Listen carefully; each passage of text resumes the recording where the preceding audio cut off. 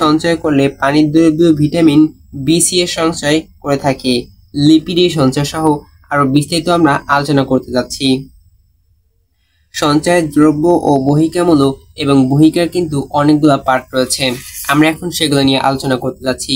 Protein বিভাগ। Protein বিভাগে হচ্ছে গিয়া যেহেতু অ্যাডমিনিস্টার প্রক্রিয়া এবং প্রোটিন বিরামে আইনস্টেশন অ্যাডসেসের আবারও অ্যাডসিন টাইমিং এবং প্রোকি অ্যামিনিয়ানের এডিসিটিং এন্ড গ্রুপ বহন করে থাকে।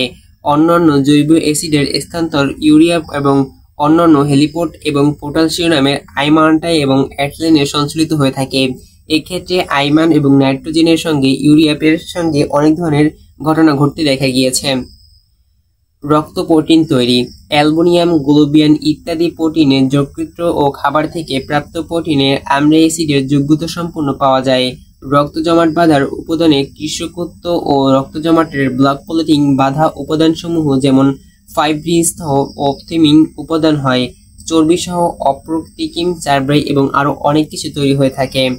সঞ্চিত হয় অনেক কিছু, অর্থাৎ চর্বির সাথে বুট ক্লটিং এবং বাধা উপাদানের সাথে ফ্লাইবিজিং এবং থার্মোমিটার সহ উপাদান উৎপত্তি হয়ে থাকে এবং লোহাতি রক্তকণের গঠন, ভাঙন ও অনেক সহ এই ধরনের আপডেট পেয়ে থাকে।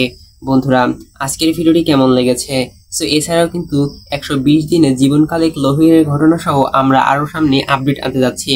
সেগুলো মিস করতে না চাইলে এখনই ভিডিওতে লাইক দিয়ে চ্যানেলটি সাবস্ক্রাইব করে ফেলুন।